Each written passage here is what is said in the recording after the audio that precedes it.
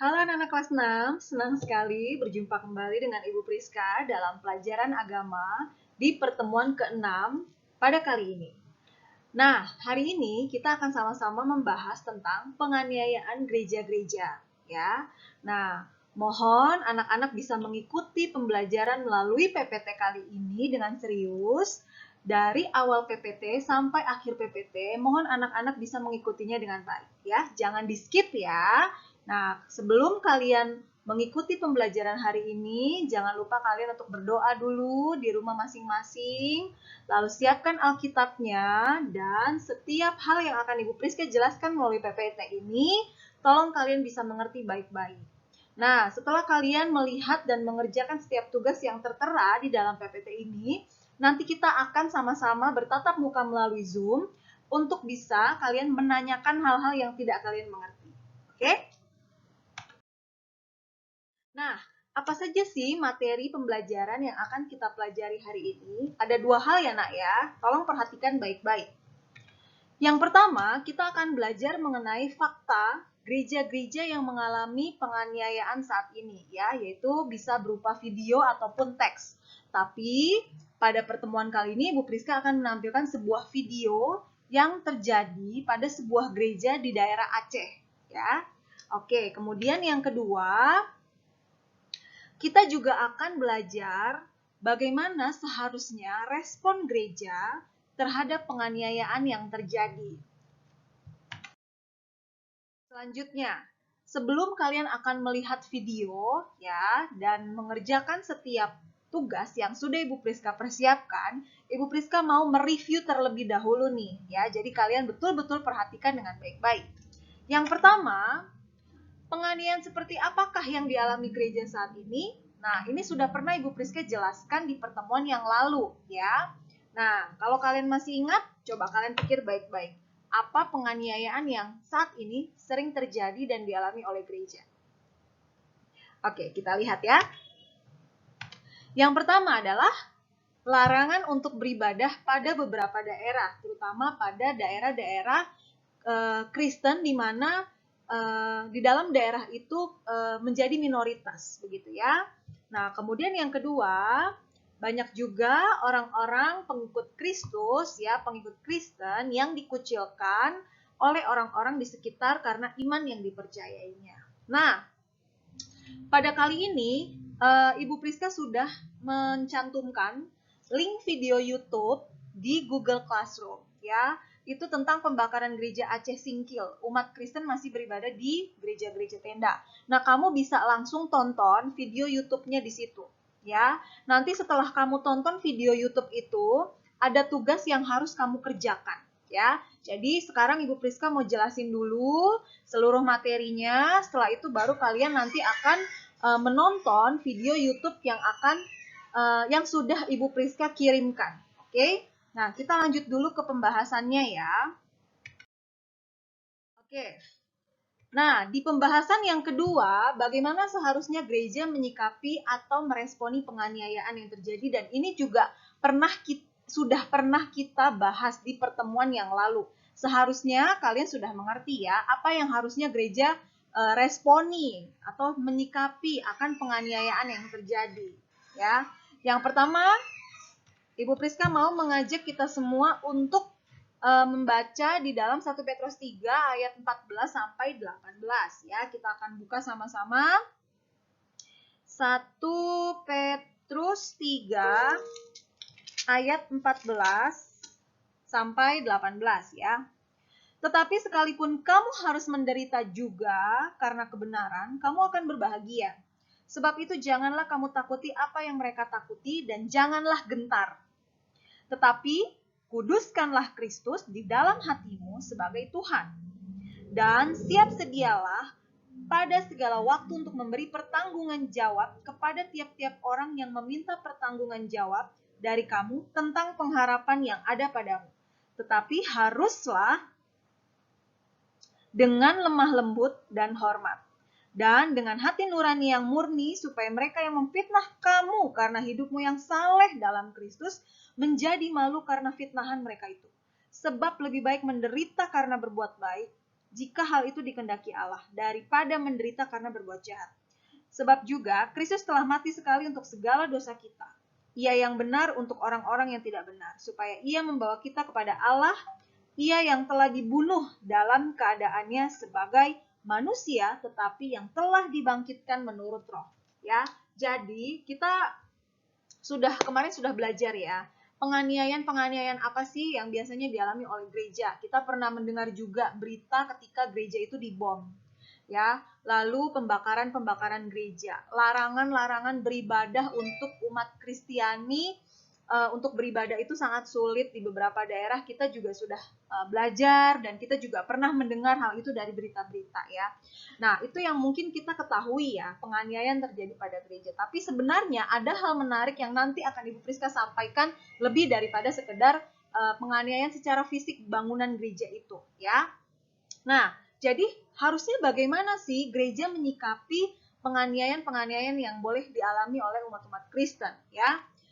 Nah, ini yang pertama, berdasarkan apa yang sudah kita baca barusan, yang pertama kita tidak perlu takut ya. Kita tidak perlu gentar. Sama seperti para martir yang mati dengan begitu luar biasa kejam, tapi mereka sama sekali tidak takut. Kenapa? Karena mereka percaya bahwa ada Kristus yang selalu menyertai mereka. Jadi kita pun juga harus begitu. Kita tidak boleh takut dan gentar ya. Yang kedua, kita harus menguduskan Kristus di dalam hati kita.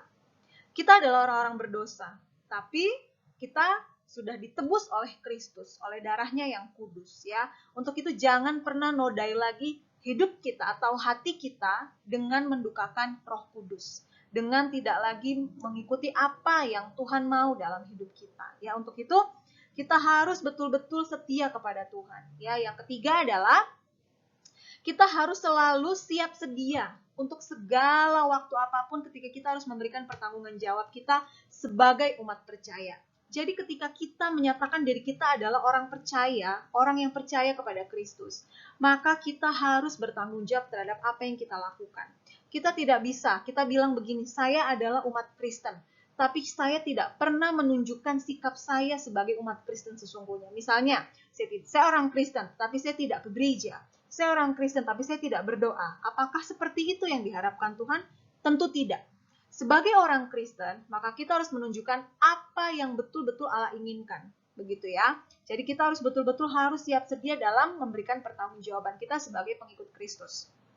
Dan yang keempat, kita harus tetap bersukacita ya dalam penderitaan. Ibu Prisa kasih tanda titik 2 tuh.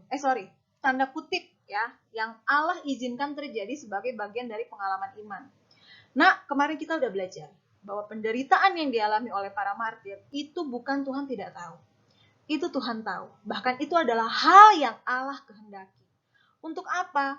Agar kuasa Allah nyata bagi orang-orang yang tidak percaya kepada Kristus. Untuk mereka boleh percaya kepada Kristus melalui setiap para martir, melalui setiap orang-orang yang bersaksi bagi Kristus. Ya, untuk itu ini yang harus gereja pahami baik-baik ya, bahwa tidak perlu takut dan gentar, harus menguduskan Kristus dalam hatinya dan selalu siap sedia pada segala waktu untuk memberi pertanggung jawab dan tetap bersukacita dalam penderitaan. Oke, Ibu Priska akan menampilkan sebuah ayat ya dari 1 Petrus 4 ayat 12 sampai 13. Ibu Priska bacakan. Saudara-saudara yang kukasihi, janganlah terkejut dengan api pencobaan yang datang untuk menguji kamu, seolah-olah sesuatu yang aneh terjadi atas kamu. Namun bersukacitalah karena kamu ikut ambil bagian dalam penderitaan Kristus, sehingga kamu juga dapat bersukacita dan bergembira pada saat kemuliaannya dinyatakan. Ini yang tadi Bu Priska sudah sampaikan. Supaya apa penderitaan ini terjadi dan Tuhan izinkan terjadi? Agar nyata kemuliaan Tuhan, agar nyata kuasa Tuhan melalui setiap peristiwa yang terjadi pada saat-saat ini, begitu ya. Penganiayaan yang boleh terjadi itu supaya kuasa Allah itu boleh dinyatakan. Ya. Apa sih kesimpulan dari materi pembelajaran kita hari ini?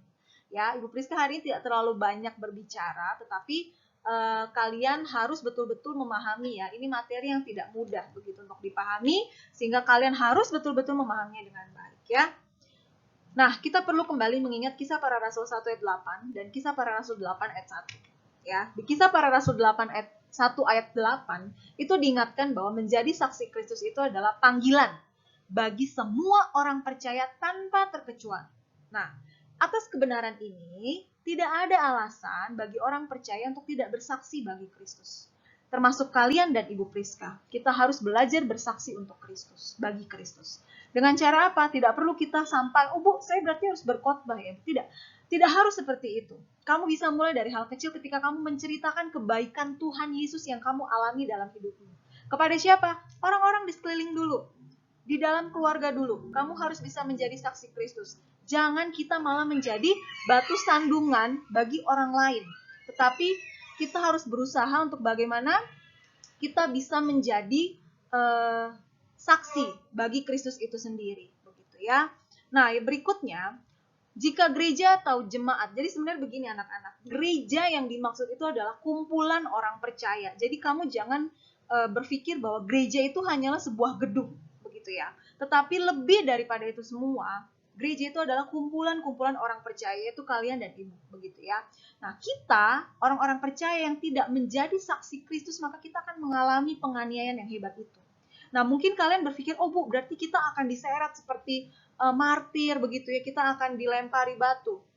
Kita jangan berpikir sampai seperti itu dulu.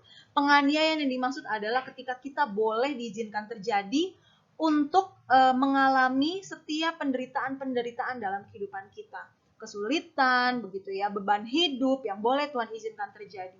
Karena apa? Karena mungkin kita tidak bisa menjadi saksi bagi Kristus. Kita tidak mengandalkan Kristus. Kita tidak betul-betul melakukan apa yang Allah inginkan dalam hidup kita. Begitu ya. Untuk itu mari kita sama-sama menjadi saksi Kristus dimanapun kita berada. Begitu. Jadi penganiayaan yang dimaksudkan itu lebih daripada bukan hanya sekedar sebagai sebuah sebuah hal yang menakutkan atau menderita seperti yang sudah kalian lihat yang dialami oleh para martir, begitu ya. Tetapi bagaimana dalam hidup kita sebagai orang percaya, kita boleh mengalami hal-hal penderitaan itu karena mungkin kita belum menjadi saksi Kristus.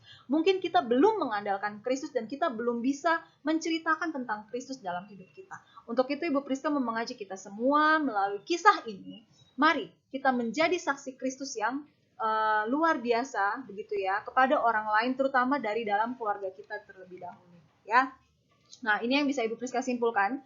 Penganiayaan yang sering terjadi pada gereja sesungguhnya adalah ketika kita sebagai orang percaya tidak bisa menjadi saksi bagi Kristus, maka penganiayaan itu akan terjadi pada umat percaya. Ya, Ibu Priska tadi sudah jelaskan apa yang dimaksud dengan penganiayaan itu. Ya, jika Tuhan izinkan itu terjadi untuk apa? Untuk menyatakan kuasanya bagi mereka yang tidak percaya kepadanya. Ya, jadi mari anak-anak jangan pernah tinggalkan Kristus dalam hidupmu dan tetaplah menjadi saksi baginya. Oke? Sekarang Ibu Priska akan jelaskan tugas mandiri yang harus kalian lakukan, ya. Yang pertama, ya, tugas ini kamu tuliskan, soalnya ada 2 saja di dalam buku tulis agamamu, ya. Nah, setelah kamu melihat PPT ini, silakan kamu menonton video YouTube yang sudah Ibu Priska lampirkan linknya di Google Classroom. Atau yang tadi sudah Ibu Priska sampaikan sebelum PPT ini ya, ada alamat link YouTube-nya. Tolong kamu tonton dari situ. Itu judulnya tentang pembakaran gereja Aceh Singkil. Nah, setelah kamu tonton video itu selama durasi 11 menit, silakan kamu kerjakan kedua pertanyaan ini di dalam buku tulis agama kamu. Ya, tuliskan pertanyaannya. Yang pertama, tuliskan 5 fakta ya yang kamu temukan di dalam video yang kamu tonton itu. Bu, link YouTube-nya di mana? Saya sudah melampirkannya di dalam Google Classroom. Paham? Yang kedua, tuliskan pendapatmu. Bagaimana seharusnya sikap gereja dalam menghadapi tindakan penganiayaan yang terjadi berdasarkan video yang kalian tonton. Silahkan kerjakan kedua pertanyaan ini dengan sungguh-sungguh. Ya, tulis di dalam buku tulis agama. Oke, lalu tidak perlu diupload ke Google Classroom. Setelah kalian mengerjakan, kalian akan menyampaikan apa yang sudah kalian kerjakan melalui tatap muka Zoom. Ingat ya, jam 11.30 itu semua sudah tergabung dalam link Zoom ya. Ibu Priska akan buka di 11.20. Jadi kalian bisa join ya, sehingga 11.30 kita bisa mulai dan kita akan bahas kedua pertanyaan ini. Ibu Priska mohon sebelum kalian masuk ke dalam Zoom semua sudah menyelesaikan dua pertanyaan ini. Hanya dua. Jadi seharusnya kalian bisa menjawabnya dengan baik ya. Jadi belajar untuk disiplin. Oke, anak-anak kelas 6.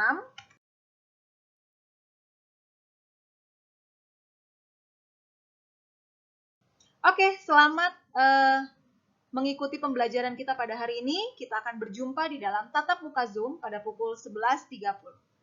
Tuhan Yesus memberkati.